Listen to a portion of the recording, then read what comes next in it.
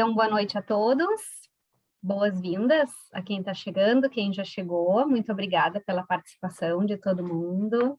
É um enorme prazer estarmos aqui reunidos nessa noite para falar de uma pauta que eu considero muito importante, eu adoro falar sobre, que é inteligência competitiva.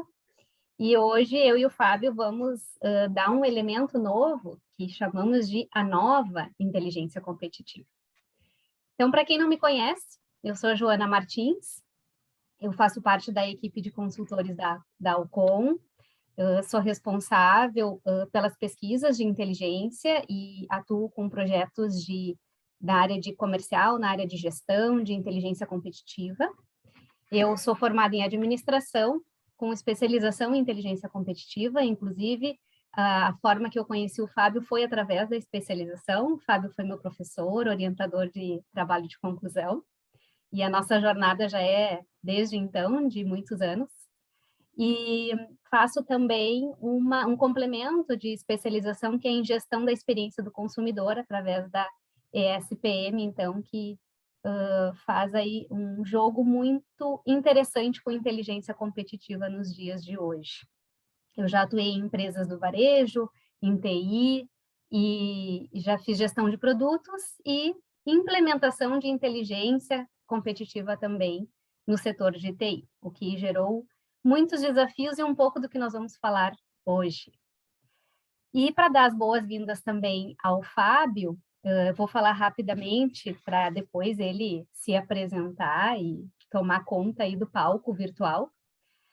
Para fortalecer o nosso bate-papo de hoje, eu convidei o Fábio porque o Fábio tem um know-how muito legal, muito interessante para falar sobre esse tema com a gente.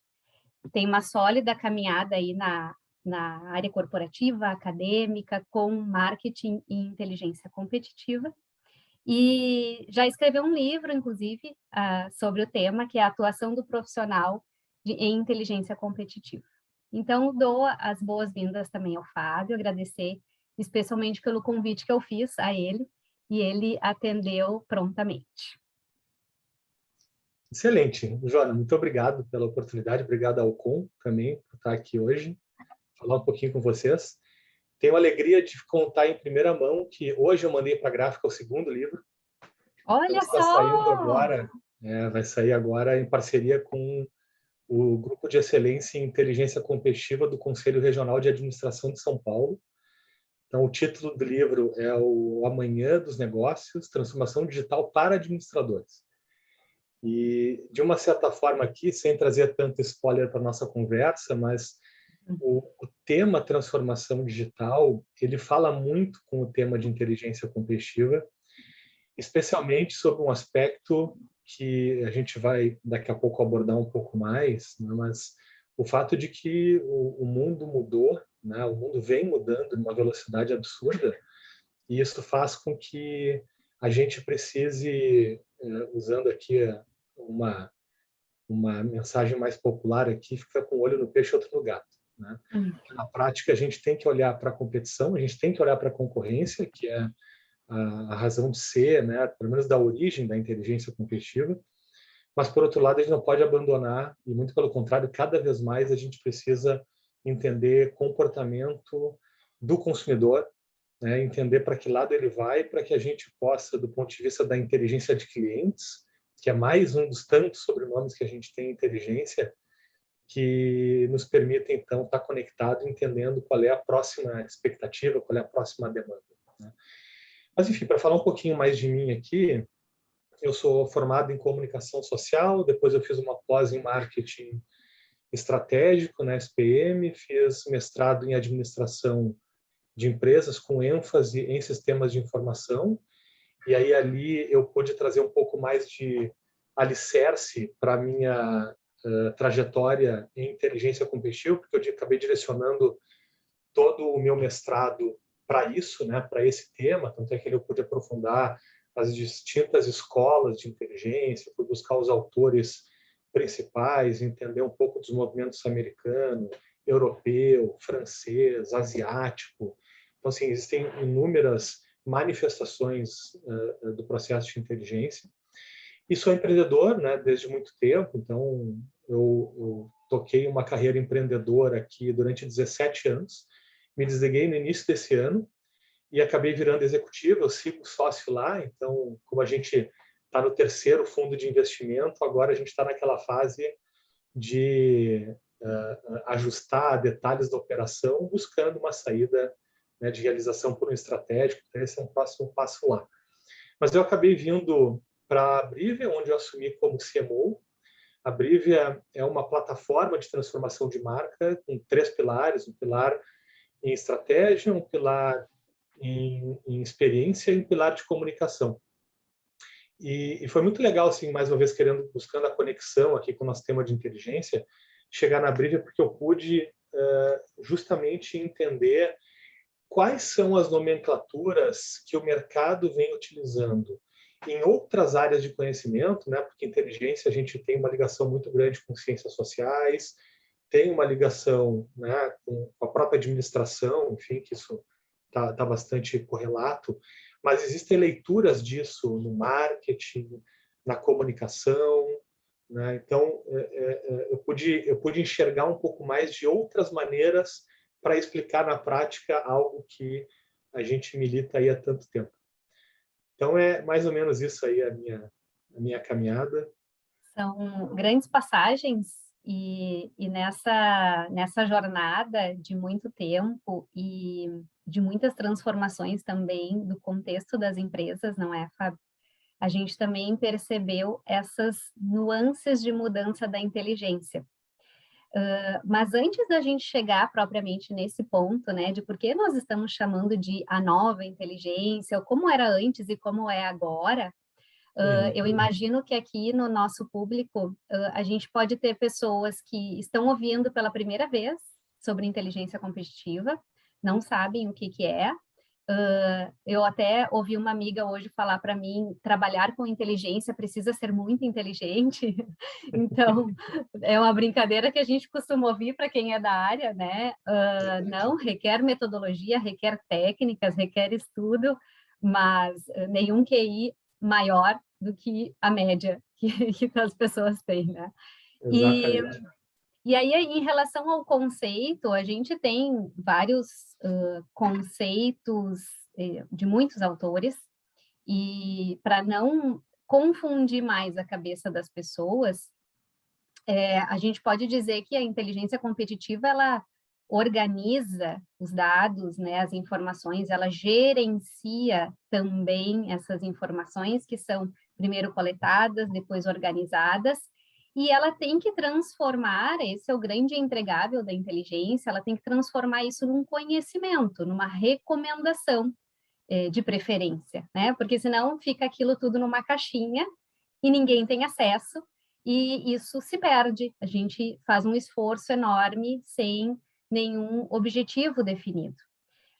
Mas eu queria também ouvir de ti, assim, além da conceituação e trazendo um pouco para a prática, né? Porque isso é muito bonito na teoria, mas na prática, como funciona essa inteligência competitiva, sem ainda fazer essa grande comparação de como era antes, como é hoje? Muito bom, muito bom.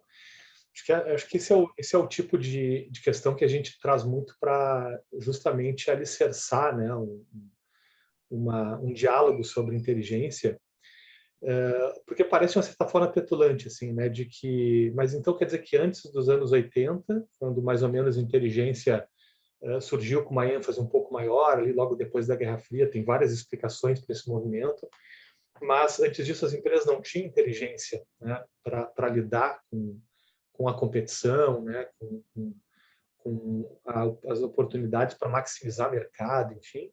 Não, na prática existem inúmeras maneiras, né, e inúmeras áreas de conhecimento buscam compreender determinadas situações para explicar e antecipar, né, tomadas de decisão. O que muda na prática de inteligência? Eu acho que a melhor maneira de explicar é a gente pensar na velha metáfora do filme, né, versus a fotografia.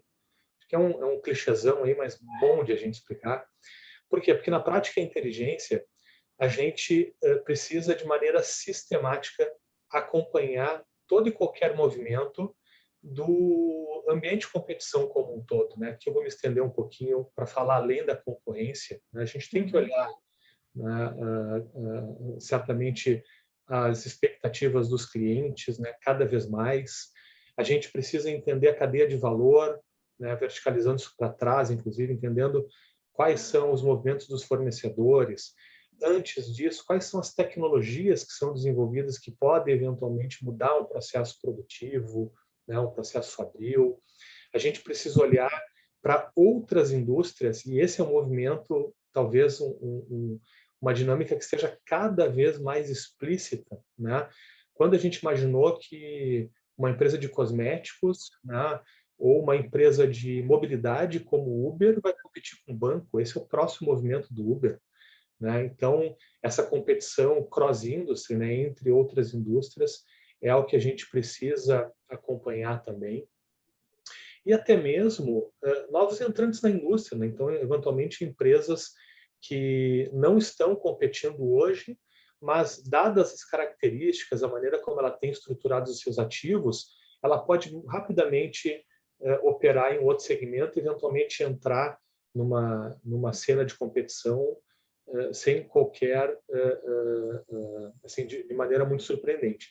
Então, na prática, o que muda entre a nossa abordagem aqui de inteligência, né, versus outros modelos é esse acompanhamento sistemático. Então, eu não posso meramente, uma vez por ano, quando eu for a suportar o meu planejamento estratégico, eu vou olhar para o que está acontecendo, né, faço lá uma pesquisa de Google, né, localizo ali uma série de informações que falam do meu mercado e tento explicar, né, a partir de 2, 3 informações o que aconteceu num período anterior e o que pode eventualmente acontecer num período futuro. Né? A inteligência é muito mais que isso. A inteligência na prática é a gente acompanhar todo um conjunto, né, de temas e de atores, né, de temas e de stakeholders, enfim, muito ligado a esse contexto ambiente de competição que eu trouxe, para que a gente possa acompanhar efetivamente tudo que está acontecendo e aí a gente conseguir montar, né, quase que de novo na metáfora lá de um quebra-cabeça, a gente procurar entender quais são os movimentos que podem antecipar, né, outras sinalizações. Então a gente costuma normalmente comparar inteligência com pesquisa de mercado para explicar que não é a mesma coisa, ou seja, pesquisa a gente parte, né, de uma visão mais estruturada, ou seja, de uma certa forma eu sei o que esperar, né, eu tenho as minhas hipóteses e o que eu não tenho são os dados que eu vou coletar numa entrevista de campo, né, por exemplo. Quando eu estou falando de um olhar sobre business intelligence, que é um outro conceito muito próximo, né, que gera confusão com inteligência, normalmente está falando de uma leitura de dados estruturados e organizados internos das empresas. Né? Então, são lá dados da minha produção, etc.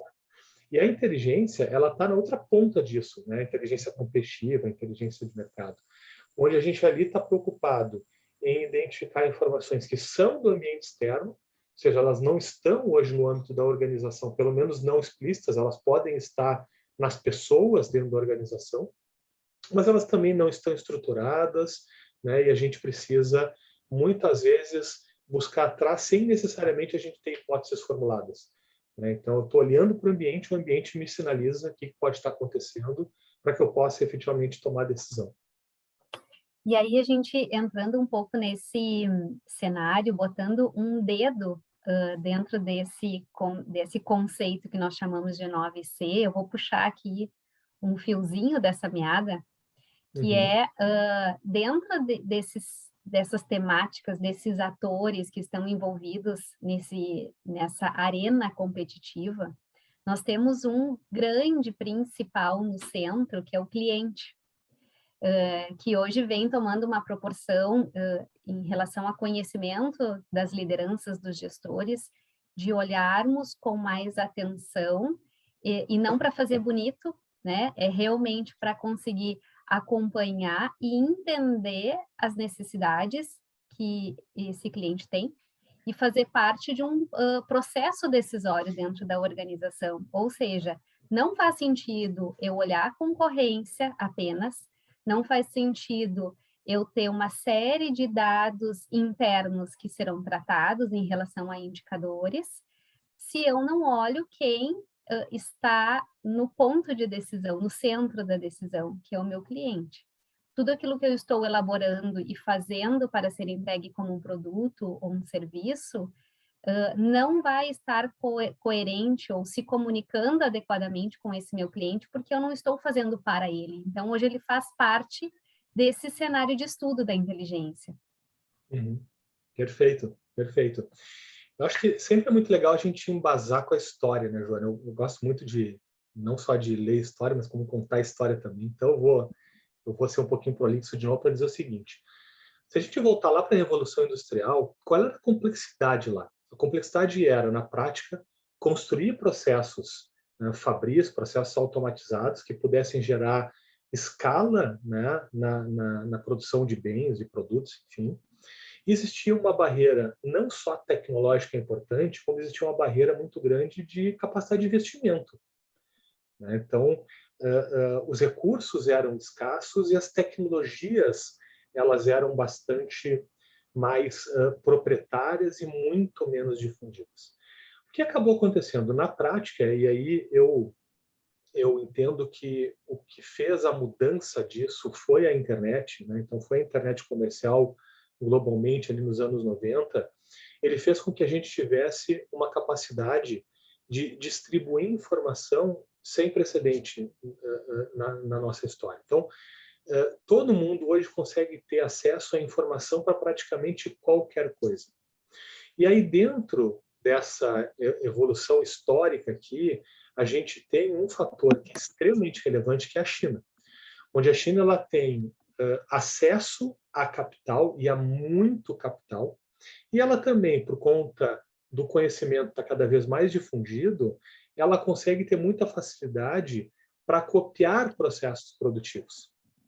Então, assim, se não falta mais tecnologia e não falta mais dinheiro, a gente, de fato, vive uma nova revolução industrial, que é o que a gente chama agora de Revolução Industrial 4.0, né, que está ligado a esse movimento da transformação digital. Porque, na prática, se a gente não tem mais a barreira da tecnologia, a gente não tem mais a barreira do dinheiro, o desafio não está mais em apenas eu monitorar a minha concorrência.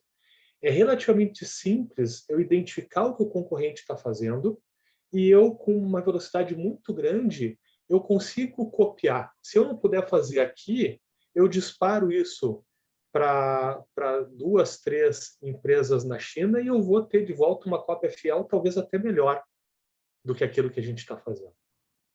E aí me lembro aqui de um caso de quando a Apple lançou o seu iPod e aí num evento, né, nos Estados Unidos, onde tinha a Apple, tinha a Microsoft, executivos de todas as empresas, Oracle, enfim, e aí um executivo que era amigo de um outro, né, contou a história do, se não me engano, era Zune, que era o iPod da Microsoft, né? E, de fato, quando a Apple lançou o iPod, era uma tecnologia extremamente simples, mas que levava a capacidade de ouvir música do que era um rádiozão, e depois foi diminuindo um pouco mais, né, para aquelas, né, walkie-talkie, acho que chamava, não era walkie-talkie, era aquelas fitinhas cassete que a gente andava pendurada com o microfone, né, botava na cintura. Walkman. Walkman, né? E aí o iPod... Assim a gente se entrega, Fábio. Nossa, já há horas, né? Mas, assim, a gente usava aquilo, né? E quando a Apple traz o iPod, nossa, agora eu posso ouvir música botando o aparelhinho no ouvido aqui, eu tenho a capacidade de armazenar conteúdo e eu estou fazendo uma transformação. E a Microsoft lançou um produto algum tempo depois, acho que foi um ano depois, que foi o Zune, foi um produto muito melhor tecnologicamente do que era o iPod. E aí, nesse evento, eles saíram juntos para um táxi e o executivo da Microsoft perguntou para o Apple o seguinte: já ouviu, já pode experimentar o nosso Zune? Ele é muito melhor que o de vocês, né? E o executivo da Apple disse: é realmente muito melhor. 6 meses depois, a Apple lançou o iPhone e terminou o Zune. O Zune morreu na praia naquele mesmo ano, ele nunca ganhou mercado. que isso significa? E a gente volta para essa história de, bom, se tecnologia e dinheiro não é mais problema, eu sou uma Microsoft que não tem nenhuma dessas duas barreiras, eu consigo replicar um produto na velocidade da luz e lançar no mercado, inclusive, uma cópia muito melhor. Mas o que a Apple ensinou para a gente nesse episódio aqui, que está conectado com justamente a inteligência na camada do cliente? É que o cliente ele não estava preocupado em uma tecnologia melhor para ouvir música. Ele queria uma melhor experiência para não só ouvir música, mas para ter outras coisas que ele poderia resolver a sua vida no dia a dia. Né? E na prática, a Apple está muito ligada a resolver o nosso cotidiano. Né? Quando ela criou lá a Apple Store, né, com seus aplicativos e etc., aquilo tudo é para melhorar o nosso dia a dia. E ali dentro também tinha música, mas também tinha um monte de outras coisas que é o que a gente hoje, na prática, não vive mais sem o celular. E era isso que aquele executivo certamente estava pensando, legal, muito bom o produto de vocês, se o jogo fosse produto para escutar música melhor, mais qualidade na orelha. Não é esse o jogo.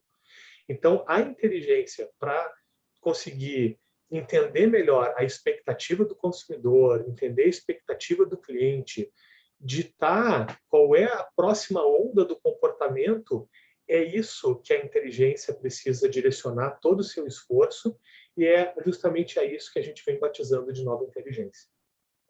E isso tem uma particularidade interessante, que é de imaginar o quanto essa estrutura ela pode ser complexa ou simplificada para a gente chegar numa análise desse tipo, né? Por exemplo, eu posso fazer estudos, eu posso sim estruturar a inteligência em qualquer porte de empresa.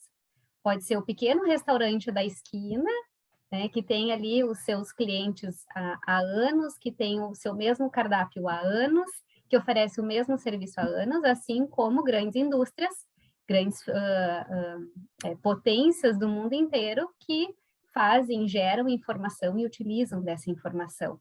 Claro que a gente está falando de uma diferença de proporção, e que a gente, em determinados momentos, a gente vai ter equipes estruturadas para isso, montadas para fazer essa análise, dependendo do porte dessa empresa, e numa outra pequena a gente não tem uma equipe, mas a gente tem as pessoas preparadas e com a mente aberta para fazer, ter essa visão, né? Querer fazer diferente e dar voz ao cliente que está ali no dia a dia, sinalizando. O cliente dá sinais, né, de que está satisfeito, de que quer uma mudança, de que aquilo ali já não atende mais da forma como está sendo entregue produto ou está sendo feita uma prestação de serviço.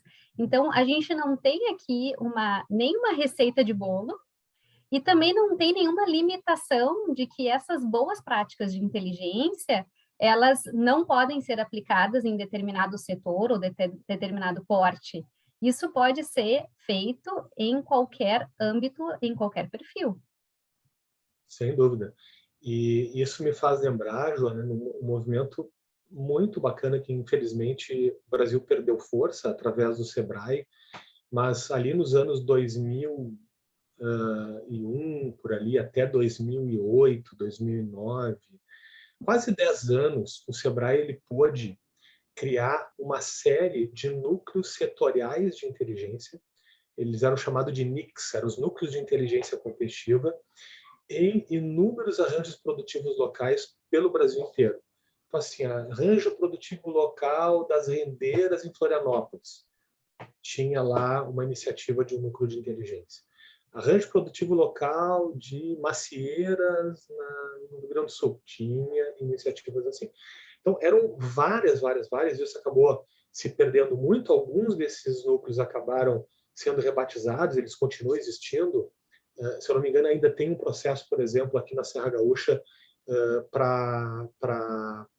Me fugiu a entidade de vinhos, né, que a gente tem muito forte aqui na Serra, e existe um movimento. Mas, na prática, essas iniciativas, elas eram desenvolvidas em empresas muito pequenas, empresas de porte pequeno, né?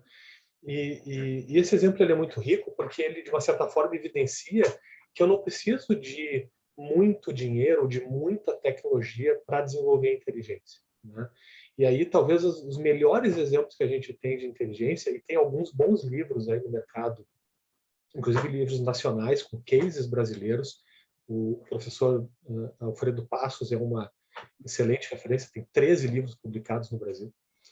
Ele tem, numa das publicações lá, conta um caso que é de uma padaria, onde o dono da padaria ele ficou observando todas as padarias no entorno da quadra onde ele tinha, então ele fez um raio ali de aproximadamente 1 quilômetro da padaria dele, para ver como que era o comportamento de produtos nas gôndolas, como é que eles organizavam, onde que eles colocavam o destaque, como é que era o fluxo da loja, né, como é que se dava a dinâmica de preço, como é que eram questões de atendimento. Então ele acompanha isso tudo. E ele também foi para dentro da sua loja, e olha que aqui a gente já entra com a inteligência focada no cliente, né? Enquanto lá fora ele estava experimentando, né, a ótica da concorrência. E ele observou na sua loja como era o comportamento das pessoas que iam na sua loja. Então, assim, onde que as pessoas vão? Elas entram e procuram o que primeiro? Perguntam pelo quê? Então, ao final disso, né, e aí o Alfredo relata no livro que ele anotou num papel de pão, então não tinha sequer uma planilha Excel, não tinha um PowerPoint, muito menos um software para gerir dados de inteligência, mas ele tinha ali a organização, o modelo mental dele de tudo aquilo que ele enxergou que eram práticas interessantes nas padarias dos concorrentes dele, o que eram práticas que ele tinha diferente dentro da sua padaria e o que as pessoas procuravam quando iam na sua e iam na competição.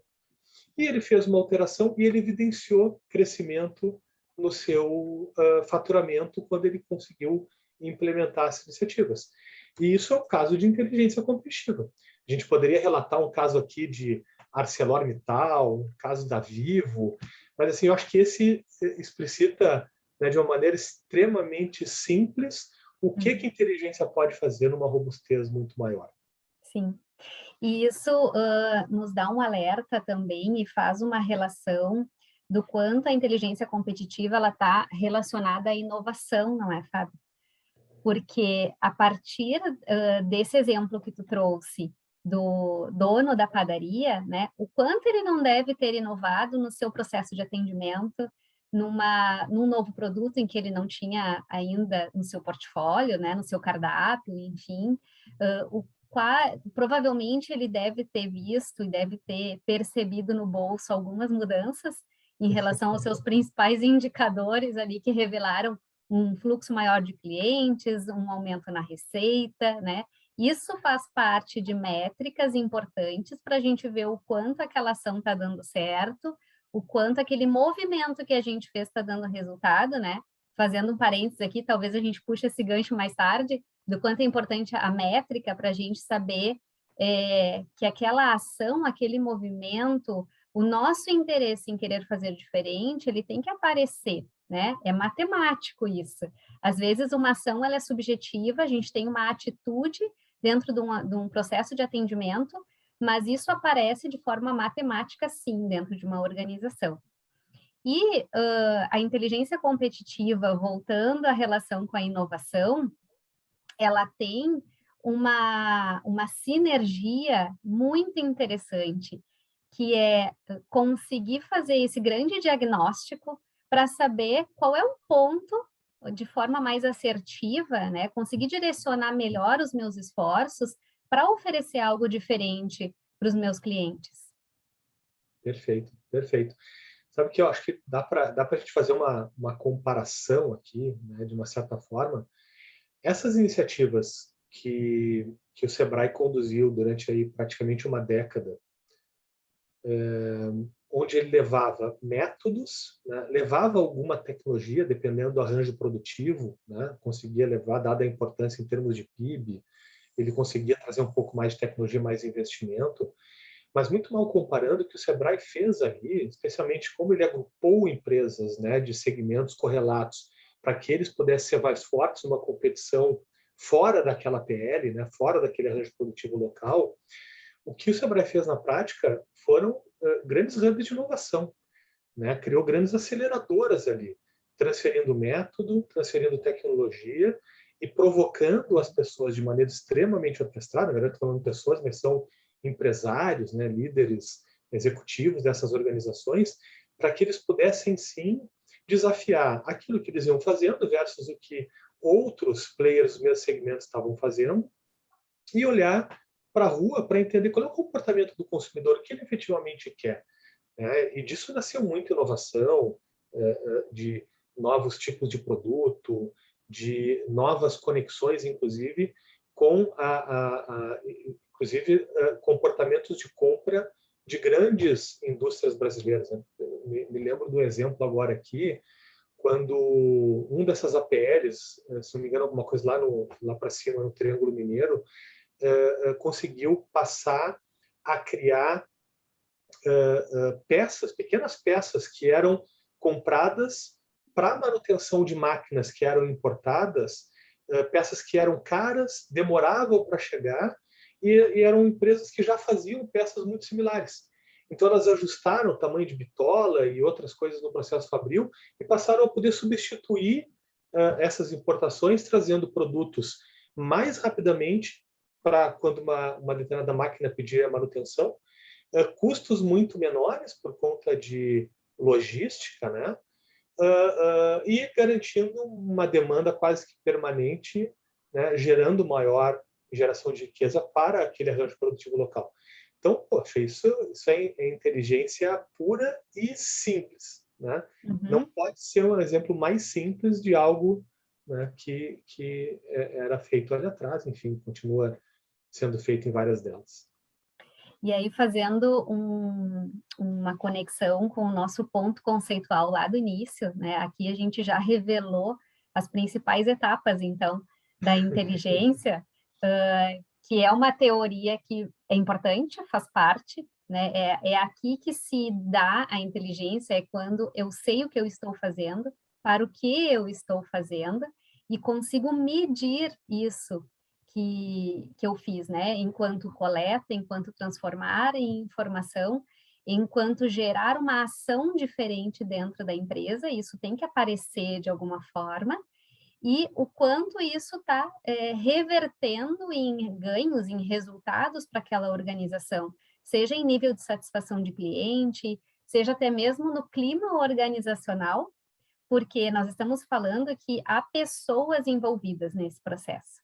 E essas pessoas internas da organização, onde a gente tem como protagonismo os líderes, né, os gestores dessas áreas, eles precisam estar preparados também para conseguir gerar esse grande movimento, né, que é de dar conta desse volume, dessa massa de dados que hoje tem disponível.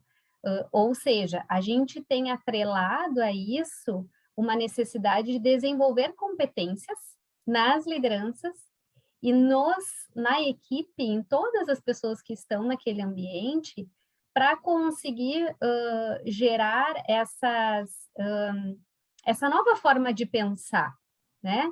Eu tenho que saber definir um objetivo, eu tenho que ampliar a minha visão em relação ao que está acontecendo dentro e fora dessa organização. Para isso, eu preciso estar aberto a ideias, eu preciso saber construir de forma coletiva com os meus pares, com quem está do meu lado, fazer essa soma de informação e de conhecimento para que a gente consiga relacionar de fato a inteligência competitiva com a inovação.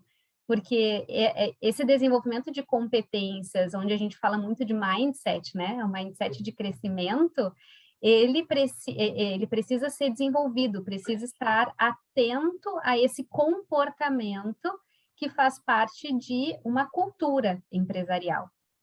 Uhum. Como tudo no mundo corporativo, de uma certa forma, né, a gente sempre acaba caindo no tripé clássico de pessoas, processos e tecnologia. Sim.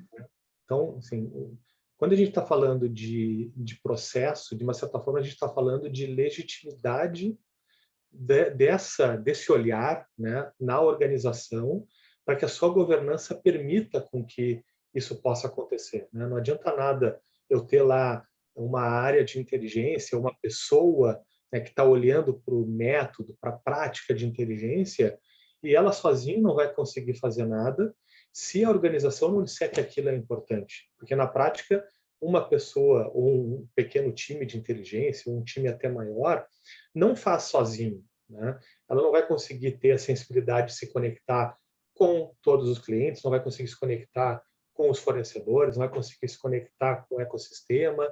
E a riqueza dessa troca, ela é fundamental para que o processo de inteligência tenha mais informação, que acaba gerando mais conhecimento e desdobra em uma tomada de decisão melhor.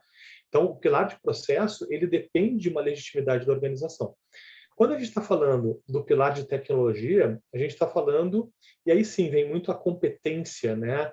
E claro que também para que nós vamos aplicar aquele olhar de inteligência. Então, daqui a pouco eu posso me referir apenas à metodologia, ou até mesmo tecnologia, quando eventualmente eu sou uma Vivo e eu recebo centenas de milhares de mensagens por mês, e para que eu possa entender o comportamento das pessoas, a expectativa que elas têm comigo, só mesmo com análise de dados em grande volume, aí entra o Big Data, por exemplo, para que eu possa trazer respostas. Né? Diferente, talvez, lá do nosso amigo da padaria, que tem a capacidade de conversar com muitas pessoas, aquela clássica barriga no balcão, né, que é tão rica, né, para colher sensibilidade do que está na ponta. Então, a tecnologia ela vai depender muito do contexto. E aí, quando a gente vai para o terceiro pilar, que é o pilar das pessoas, naturalmente que aí vem, mais uma vez, não só a legitimidade que as lideranças podem trazer, né, incentivando, direcionando, né, e conectando ali nos processos para criar políticas de uma governança maior, mas sobremaneira com um olhar atento para capacitar as pessoas, orientar as pessoas e fazer com que elas possam, né, entender que esse olhar, né, essa abordagem, ela é relevante para que a organização ela possa ir adiante. Então, muitas vezes, né, não falta recurso, de uma certa forma, na organização, falta capacidade de mobilização para que aquelas pessoas que ali estão já atuando nas suas dinâmicas possam ter um olhar atento e trazer isso dentro de um processo ordenado. E aí vem lá, né? Não queremos entrar na academia com tanta força, né? Agora, Joana, mas lá vem os tipos e modelos de inteligência, né? Uma área de inteligência mais centralizada, mais descentralizada, um modelo híbrido, um modelo em rede. Então, aí tem várias maneiras de estruturar um processo de uma organização que pode, né, adaptar para otimizar melhor, primeiro, o contexto, né, o mercado, né, o desafio, e, por outro lado, a cultura organizacional, que acaba sendo extremamente influenciadora, né, ou impactando, de alguma maneira, o que pode ser construído. E colocando o nosso olhar um pouco mais voltado para os médios e grandes, né? As pequenas e médias, as médias e grandes empresas, eu comentei antes que a inteligência ela pode acontecer independente do porte. E aí, conforme a gente foi aqui evoluindo no nosso raciocínio e nos exemplos que tu foi trazendo, eu posso considerar que os pequenos, eles têm uma facilidade, digamos assim, que é conseguir reunir todo mundo numa sala rapidamente, porque são poucos, e tomar algumas decisões, fazer algumas construções de objetivos, de ações, né, de implementações, e vamos rodar, né? Apesar de ser um pouco menos estruturado algumas vezes, mas essa mobilização que tu comentou, ela é mais fácil de acontecer. Quando a gente está falando de médias e grandes empresas, onde eu tenho muitas pessoas envolvidas, onde a gente já tem uma subdivisão muito grande dentro da organização, que são as áreas, né, que a gente chama de silos, porque elas funcionam tão independentes que são quase outras empresas, cada um puxando no cabo de guerra as suas metas, as suas ações. E isso traz um contexto complexo e que muitas vezes eu quero fazer diferente. Eu estou numa posição de liderança dentro dessa grande empresa, eu vejo que eu preciso fazer diferente com a minha equipe, estrategicamente eu preciso impulsionar a minha empresa para isso e eu não consigo fazer essa mobilização. Aí começam a aparecer as resistências, porque as pessoas não conhecem o que a inteligência pode proporcionar, porque as pessoas acham que isso é muito teórico, que não vai trazer resultado. E essa forma de constituir a inteligência competitiva dentro da organização, ela vai mudar dependendo da empresa, dependendo do contexto, da cultura dessa empresa, enfim, do quanto eu consegui, eu, enquanto líder, viralizar um pouco essa iniciativa, né? Acaba sendo um vírus, né? Eu sou uma parte e eu vou disseminando isso para conseguir gerar outras pessoas se movimentando comigo. E aí eu queria fazer uma pergunta, Fábio, para ti, do quanto isso... quais são os formatos de iniciativa desse pontapé inicial que pode acontecer, né? Por exemplo, é possível terceirizar inteligência competitiva, né? Eu tenho aqui uma célula dentro da minha empresa que faz uma parte, mas tem um contexto muito grande para eu analisar e eu não dou conta, a minha equipe não dá conta. Eu consigo terceirizar uma parte disso? Ou é necessário formatar um núcleo de inteligência dentro da organização? Eu consigo fazer isso com um especialista, uma pessoa que vai construindo isso dentro da empresa a partir de treinamentos, por exemplo. Enfim, existem vários formatos, né? A gente pode usar criatividade também para isso. E eu não sei o quanto é certo ou errado um formato ou outro.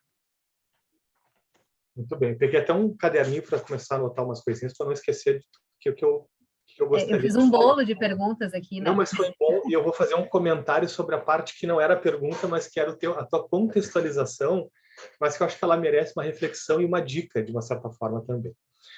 Agora, em 2020, no iniciozinho, ali bem junto com o início da nossa pandemia, o Simon Sinek, que é o cara que escreveu livros sobre o Golden Circle, né, o Círculo Dourado, né, o Comece pelo Porquê, né, que fala lá do propósito, né, e ele difundiu muito esse conceito do propósito a partir de 2018.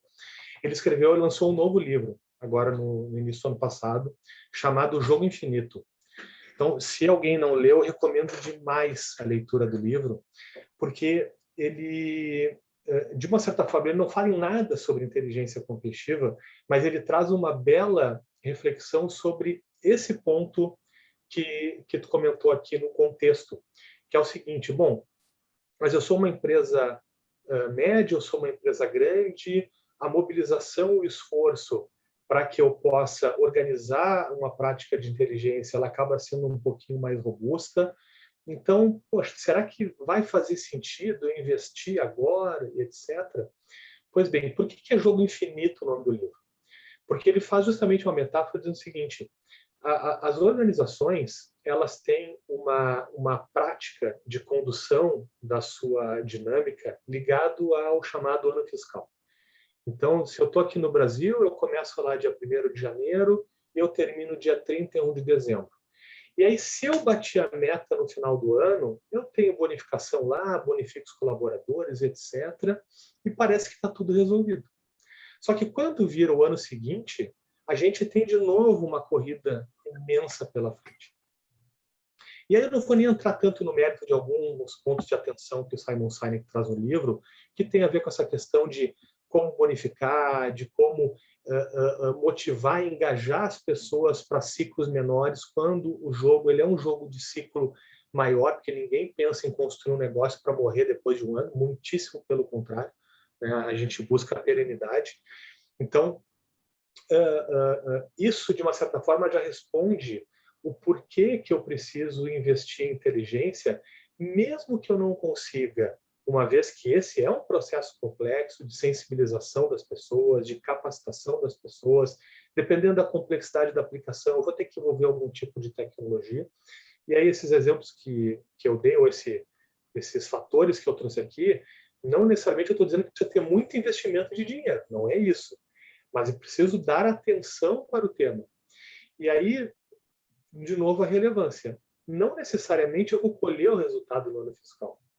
Mas quando eu estou falando do jogo que realmente interessa, que é o jogo infinito, ali eu certamente vou ter expectativa de resultado. Então, pode ser que eu não tenha no primeiro nem no segundo ano, mas a partir do terceiro ano, os insights e a inovação que vai ser gerada a partir da aplicação dessas práticas vai gerar, sim, resultados a longo prazo e talvez me permita enxergar alguma coisa que meu competidor não enxergou, e aí eu mudo aqui, me adapto e consigo estar mais preparado para os anos futuros e meu competidor talvez tenha ficado ali atrás e daqui a pouco ele sai do mapa, como saíram tantas empresas aí, inclusive gigantes, né, que a gente tem aí casos e mais casos na literatura.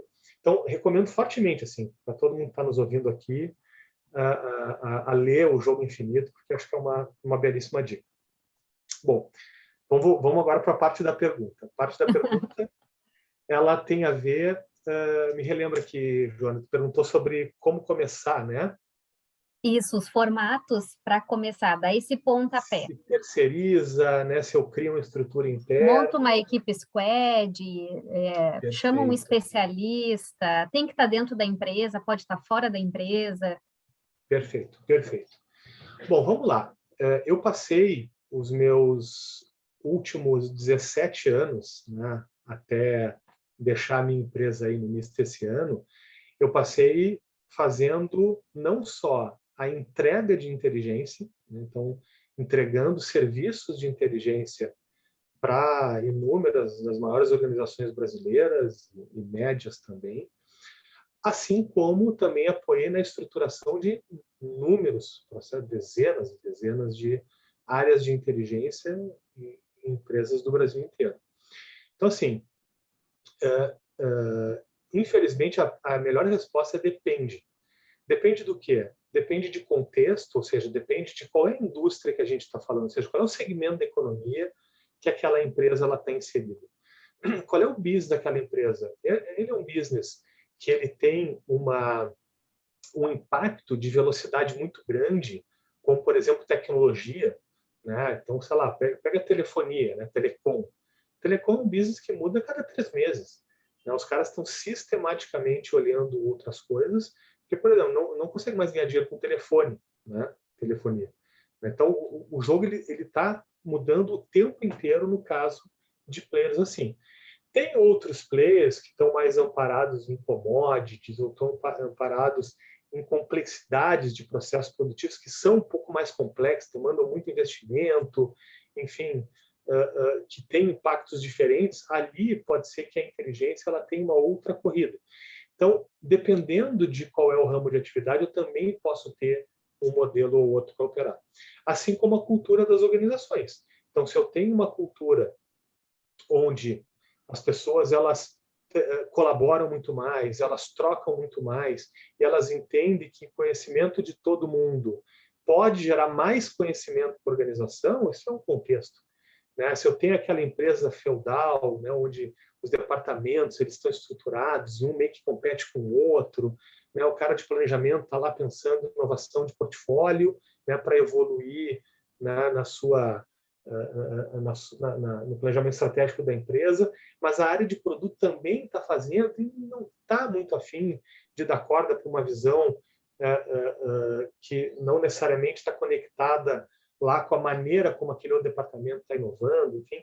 Então, isso também traz aí a questão cultural, traz também alguns contornos, né, de como isso pode ser feito. Então, assim, dado inúmeros outros fatores que a gente poderia elencar aqui, na prática eu diria, sim, funciona a terceirização de inteligência, especialmente aquela inteligência que não é a inteligência definitiva. Eu já vou voltar para explicar esse ponto. Assim como também funciona, sem sombra de dúvida, um processo de inteligência, uma área de inteligência, ou conectando um pouco, né, nessa questão do mindset ágil, que eu sou absurdamente, né, fã e acho que a evolução ela tem que partir daí, né, dessa renovação da inteligência. A gente pode sim criar um squad multidisciplinar, pegando pessoas de diversas áreas, especialmente para dar mais atenção para temas que podem ser mais prioritários dentro de um determinado ciclo da organização, outro ciclo tem outro, e eu vou trazendo e tirando pessoas daquele squad para estar gerando as principais respostas, né? E aí, quando eu falei de inteligência definitiva aqui, eu preciso fazer um breve contexto, que é o seguinte: muitas vezes a organização ela tem lá, né, o seu planejamento estratégico, ela tem um direcionador de muito alto nível sobre os planos para que lado para que eu possa sair aí para avançar com a minha organização. E, por outro lado, eu posso ter contexto de empresas... O que eu faço? Vocês tiram a coisa daqui, tá vazando algum áudio aqui. Eu não faço nada. Deixa eu ver se o Patrick consegue fechar para nós o áudio que está aberto. Eu vou começar a apontar cada um. Está nos ouvindo aí, Patrick? Consegue fechar? Oi, desculpa, fechei agora, tá? Obrigada. Acabou abrindo sem querer. Obrigada. Tá joia, tá joia. Então, assim, a gente pode ter, né, um squad, né, uma estrutura dentro da organização para gerar a inteligência ali dentro, né? E é claro que esses fatores de colaboração, etc., eles acabam sendo muito importantes, mas eu consigo gerar isso. E aí, quando eu vou depender de um terceiro, né, para conectar no meu processo, não tem nenhum problema em fazer isso.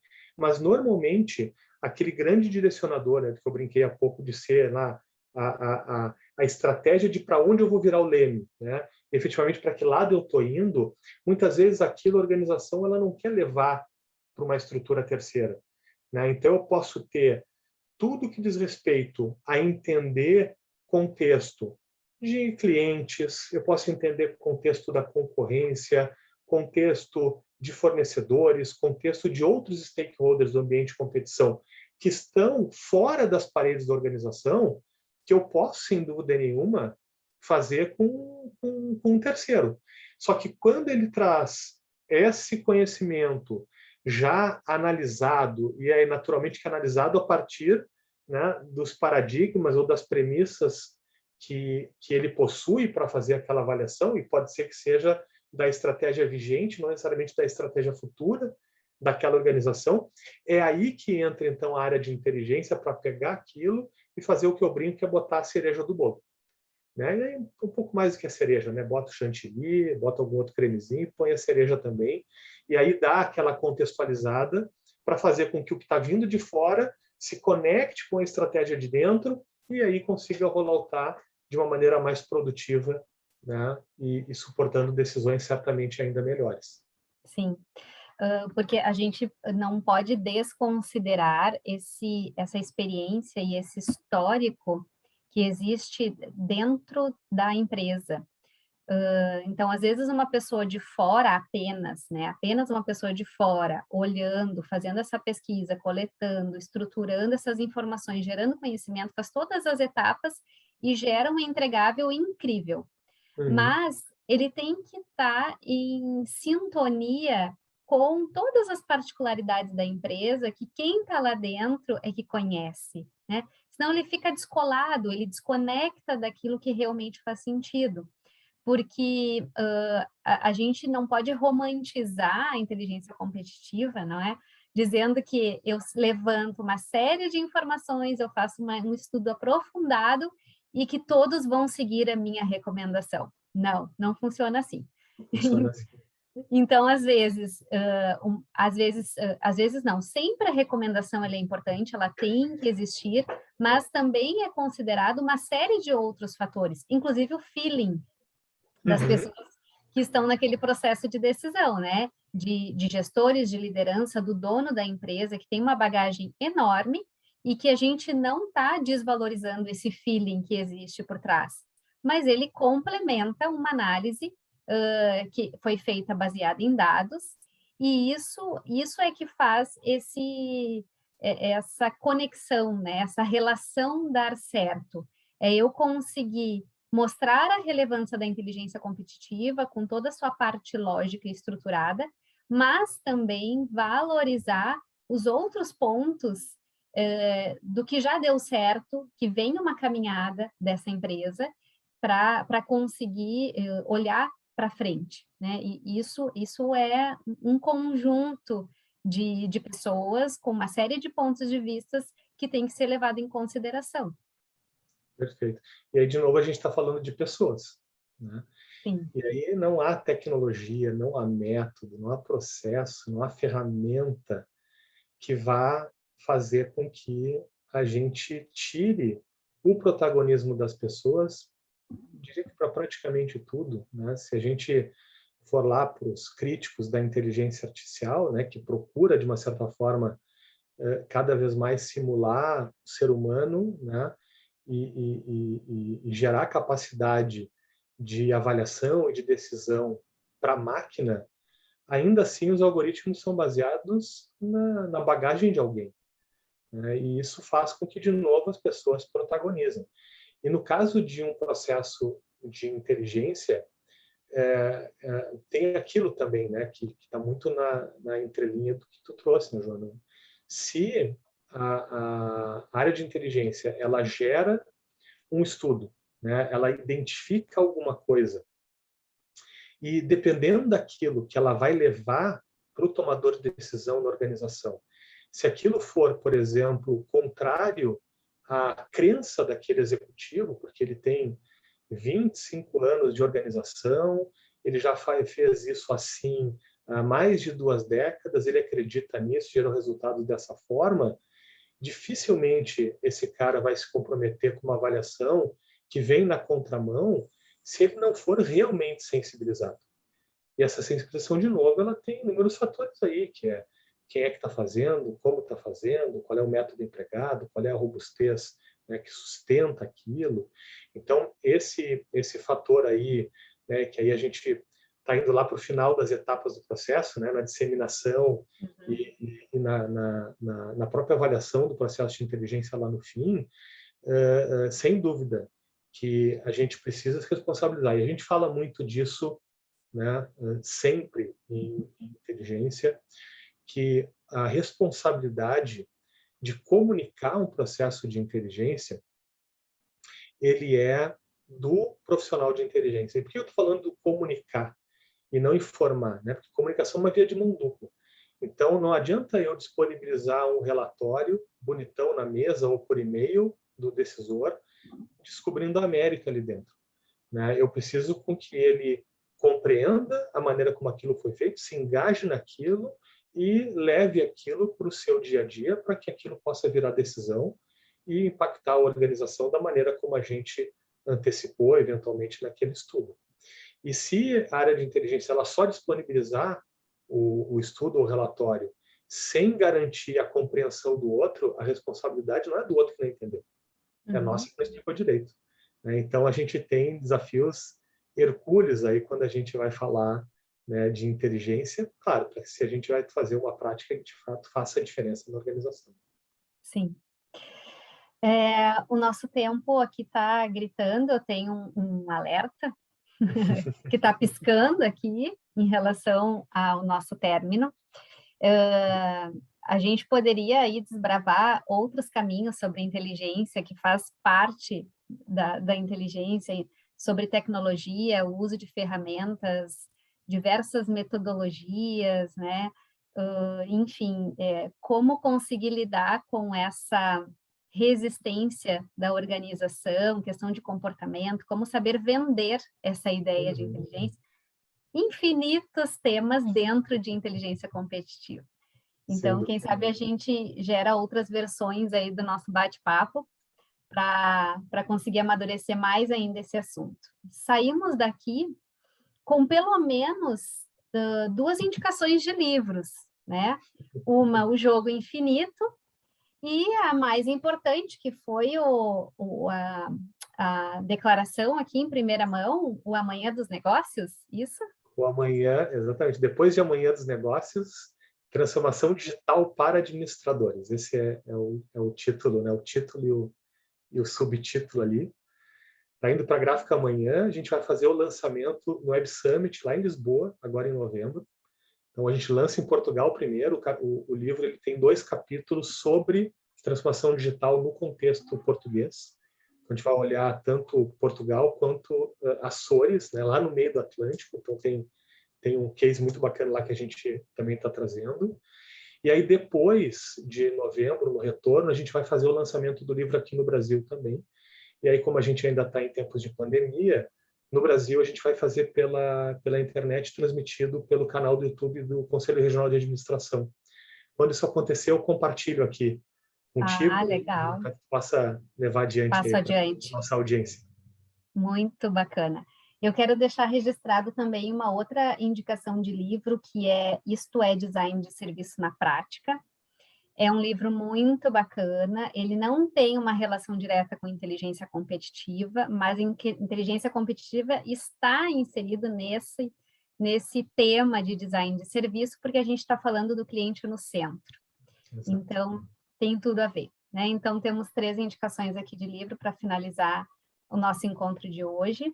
Quero agradecer muito de novo, Fábio, a tua participação, resgatando um pouco da saudade aí das aulas de inteligência competitiva lá da pós. Sempre é bom retomar alguns assuntos e a gente se atualizar em relação a como está acontecendo hoje, né, na prática, essa inteligência para a gente tirar desse ar romântico que às vezes fica colocado, né? Obrigada, então, obrigada a todo mundo que participou hoje aqui do nosso encontro e espero poder revê-los em breve, né? E deixo aí o espaço para te despedir e dar tchau também, Fábio. Legal. Bom, primeiro te agradecer, Joana, fiquei feliz demais pelo convite, né? Poder bater esse papo aqui contigo, né? E certamente impactar, né? Espero que positivamente outras pessoas, né? Que possam estar aí em organizações, os seus negócios próprios, enfim, e que tirem proveito aqui de um pouco disso que a gente conversou. Né? Não tem ciência de foguete, né? Muito pelo contrário, a gente está falando de muito mais inquietude, né? Muito mais crença, né? Muito mais motivação em fazer diferente, e é um caminho sem volta. Né? Então, eu diria assim, a gente até poderia viver, de uma certa forma, lá atrás, né? Olhando só olhando, na verdade, trabalhando com menos inteligência competitiva, menos olhar com tanto afinco na competição, né? Isso ia trazer uma dor de barriga ou outra, mas assim, de alguma maneira a corrida ela poderia ser alcançada, né, de outra forma. Agora, com a velocidade dos negócios, né, e a necessidade de a gente antecipar sistematicamente a atenção dos consumidores, né, porque de fato a competição ela é multi, né? A Sony, por exemplo, com o PlayStation, está competindo com o Netflix, porque ele deixa de jogar videogame para assistir uma série. Então vejam o tamanho da confusão. Então atender à expectativa do consumidor, a gente entender para que lado vai a atenção das pessoas, é essa nova leitura da inteligência. E aí, de fato, se a gente não ficar atento para isso, pode ser que daqui a pouco o nosso negócio perca, né, o protagonismo necessário para que ele possa se perpetuar. Então, sem dúvida nenhuma, é um tema instigante, um tema rico demais, não tem uma complexidade tão grande e não dá para deixar de lado, né, o que, de uma certa forma, nos anima aqui, porque vai dar mais e mais oportunidades de bate-papo. É um jogo infinito, não é, Fábio? É um jogo infinito. Excelente. Excelente. Então, tá bem. Boa noite a todos, então, e até a próxima. Espero que seja em breve. Boa noite.